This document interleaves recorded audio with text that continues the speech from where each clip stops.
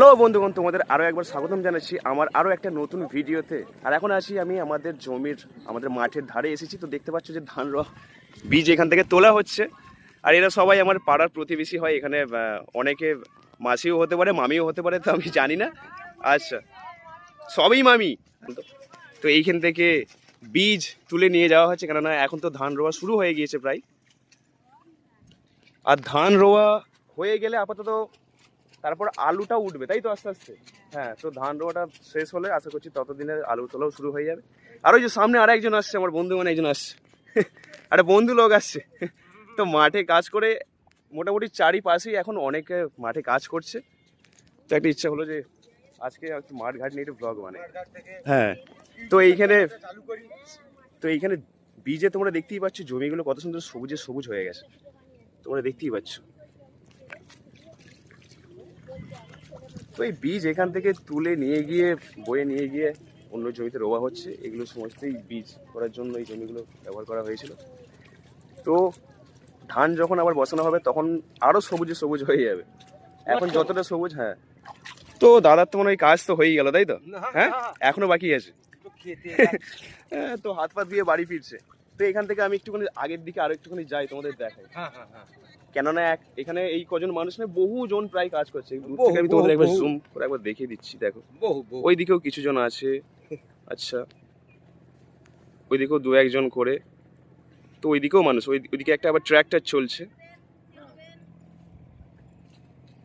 তো মোটামুটি আমি আগের দিকে যাই।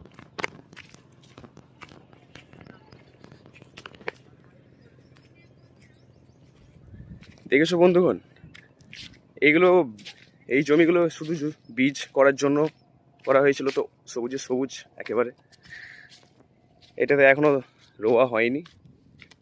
তো অনেক জমি রোয়া হয়ে গেছে, আবার অনেক বাকি আছে। আবার ধান রোয়া শেষ হলে আবার তখন আবার আলু তোলা হবে।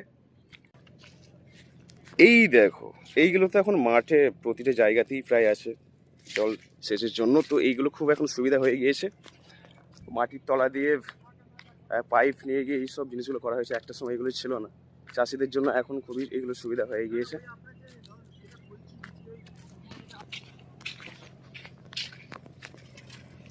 আচ্ছা, ওইখানেও একজন কাজ করছে, দেখতেই পাচ্ছ।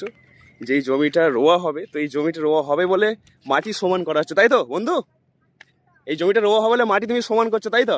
5 বরাবর দিকে মাটি বেশি আছে, ঠিকই ধরেছি আমি। তো চাষবাসের আমি কিছুই জানি না, আমাদের জমিও নেই, চাষবাস করিও নি কখনো। তো আমি এটা রোয়া হবে বলেই মাটিগুলো চাড়িয়ে চাড়িয়ে তো সমান করা হচ্ছে। তো এটাও আমাদের পাড়ার মানুষ হয়। তো অনেক জমি রোয়াও আছে, আবার অনেক জমি এখনো পর্যন্ত রোয়াও হয়নি, দেখতেই পাচ্ছ। অনেক যেগুলো সবুজ হয়ে আছে তো সেগুলো রোয়া হয়ে গেছে। আবার এই যে খালি এই যে কাদা, এই যে এত মাটি, তো এইগুলো এখনো রোয়া বাকি আছে। আর সামনে একটা ট্রাক্টর তো চলছে, আওয়াজ পাচ্ছ। মনে হচ্ছে মাইক্রোফোনটা নিয়ে আসলে ভালো হতো, জানি না। তো ওইদিকেও কিছু জন।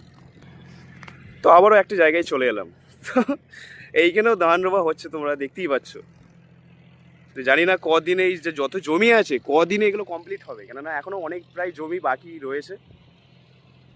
কিছু বাকি রয়েছে, আর কিছু রোয়াও হয়েছে। আর আমি মোটামুটি সোয়াখালের কাছাকাছি চলে এসেছি, এখান থেকে 1 মিনিট লাগবে আমার হেঁটে যেতে।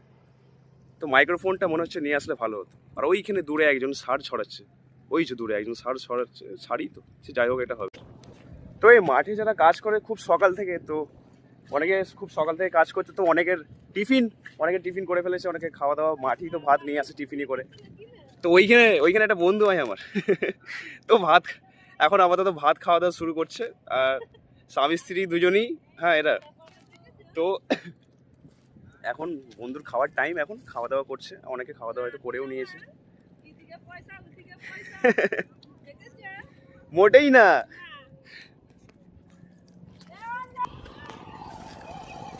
তো এইখানেও ধান রোয়া হচ্ছে।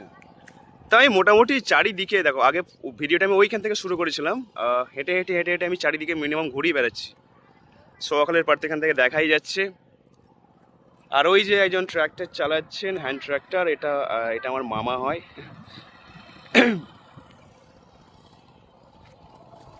আর এখানেও সব পাড়ার মামা আছে, এখানে কিছুজন বৌদি। হ্যাঁ, ওদিকে দিদি আছে একজন একজন এই যে বৌদি হয়। তো এরা মিনিমাম প্রায় সকাল থেকেই কাজে লেগে গিয়েছে, খুবই সকাল থেকে, জানি না 6টা 6:30 থেকেও হতে পারে। যারা মাঠে কাজ করে তারা খুবই সকাল সকাল ঘুম থেকে উঠে রান্না বান্না শুরু করে দিয়ে কাজে বেরিয়ে পড়ে। যারা মাঠে কাজ তোমরা করো গ্রামের, তোমরা যারা মানুষ তোমরা জানবে, 4টে 4:30টার সময় ঘুম থেকে উঠে তোড়জোড় শুরু করতে হয়, রান্না বান্না সেরে কাজে আসা।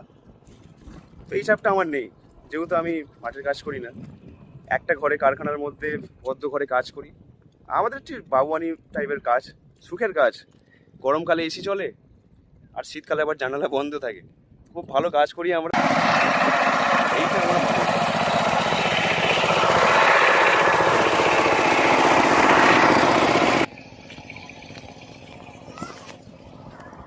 তো এই পিছনে ফেলে চলে এলাম ধান রোয়ার জমি, ট্রাক্টর ছেড়ে, ওদেরকে ছেড়ে, চাষিদের ছেড়ে। আর এখানেও বীজ ধান করা হয়েছে দেখতে পাচ্ছ। আর এই মিনিটাতে আমি চানও করি মাঝের মধ্যে। তো মিনিতে চান করলে সর্দি হয়। আর ওদিকে হেলথ সেন্টার তো রেডি আছে। তো আবার চলে এলাম আমি সেই পুকুরের ধারে।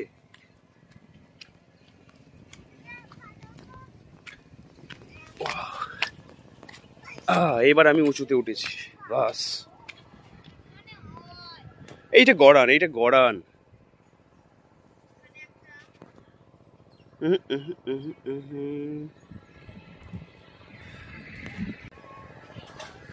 তো এই পুকুরটা এতটা ডিপ করা হচ্ছে, তো সেটার জন্য একটু রিস্ক আছে, যেহেতু এটা বাড়ির সামনে বাচ্চা কাচ্চারা থাকলে, আর যেহেতু পুকুরটা এতটা গভীর, তো তার জন্য অনেক সমস্যাও হতে পারে পরে। কেননা এত বড় পুকুর, কোনো বাচ্চা ছেলে যদি পুকুরের মধ্যে পড়ে যায়, সে যদি সাঁতার না জানে তো সে ডুবেও মারা যেতে পারে। পুকুরটা এতটাই গভীর করা হচ্ছে, এটাও একটা চিন্তার বিষয়। নাহলে এই যে গাছটি এইখানে মাটিটা ফেলে করা হয়েছে, এইখানে কতটা নিচু ছিল, এখানে অনেকটা নিচু ছিল, মাটি ফেলে আজকে এই গাছের ডালগুলো আজকে ধরা যাবে, এতটা উঁচু হয়ে গিয়েছে।